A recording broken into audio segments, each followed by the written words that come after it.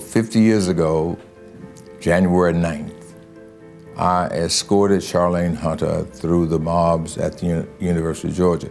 She was then Charlene Hunter, now she's Charlene Hunter Gall.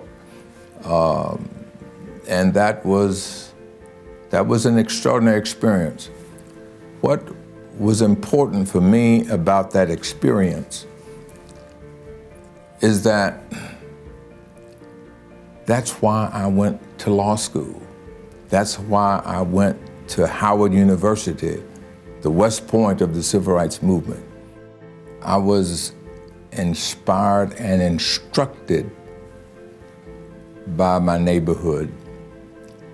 And I remember vividly walking through the Clark College campus and seeing President James P. Brawley walking the campus. I remember Dr. Rufus Clement, the president of Atlanta University. He always wore a vest and his Phi Beta Kappa key or cross. I remember Dr. Benjamin Mays, the president of Morehouse College. And I remember as a kid walking home from the theater, walking 20 yards behind him and trying to walk just erectly as he walked. I remember Miss Florence Reed, who was the president of Spelman College at the time, and President W.A. Fountain of Morris Brown College. These were my neighbors, and these big buildings and all of these students, boys and girls, studying. And what registered with me is that by moving to New York, I would be able to facilitate education for a lot of underprivileged black kids in these colleges. And that carried an awful lot of weight. When I came to the College Fund in 1970, the College Fund was in disarray. He called me and said, we've got some things here that aren't working very well. Some people have told me maybe you might be interested in this, it's education. I said, sure. I did appreciate the value of advertising and what it could do to bring the issue of black colleges in the UNCF to the attention of the American people. We did the work and got to a mind as a terrible thing to waste. Everybody was taken by this line. Vernon Jordan got up and jumped up as fast as anybody else and said, winner. Frankly, I loved it. And then Edna and I went to the Advertising Council to sell it. We did not have to do much selling.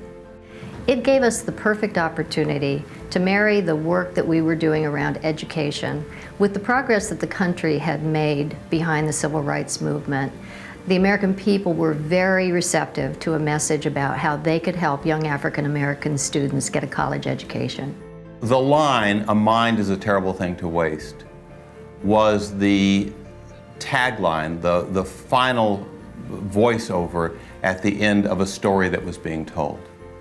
And you can't really separate the line, "A mind is a terrible thing to waste," from the context in which it was delivered. And so the first part of the campaign was that really, for the first time in American history, a story was told about the educational aspirations of African Americans. It got us into places, number one, that we'd never been, and into places that are always given, but at a minimum amount. And so we got back in to ask for the larger amount.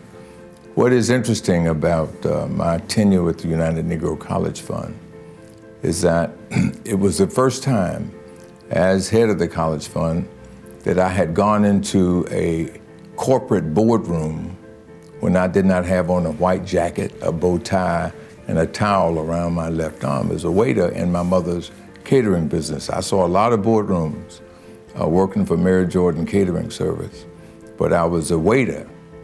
But when I came to UNCF, I went in as the UNCF executive with a very strong message and with the understanding that these people in the boardroom, almost exclusively men in 1970, My view was that they put their britches on just like I did, one leg at a time.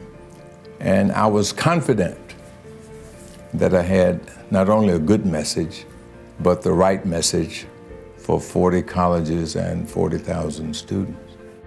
And I think that the reaction of the Black community was very simple. Somebody is taking notice.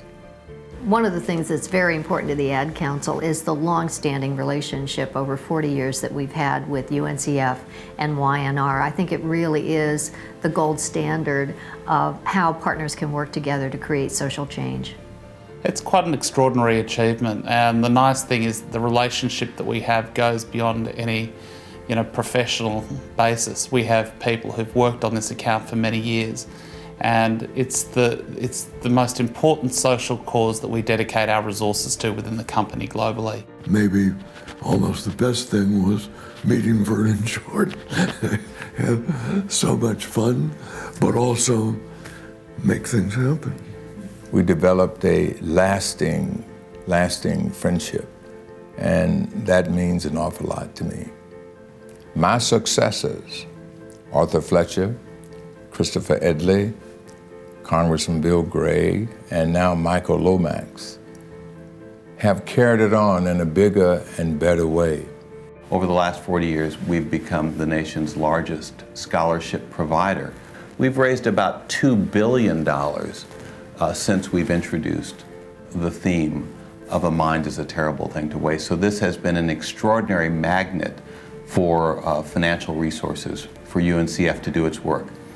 This year, we'll award well over 10,000 scholarships to students attending not only our 39 private historically Black colleges, but another 900 colleges and universities across this country, to African American, Latino, Native American, and Asian Pacific Islander kids of color who come from low-income families and are most often the first in their families ever to go to college. And I think going forward, this campaign will continue to inspire people to do a broad variety of things to make sure that this generation and future generations get a quality education. So I see a bigger and more powerful UNCF calling this country to the new work of ensuring that all Americans have equal opportunity to get a college education.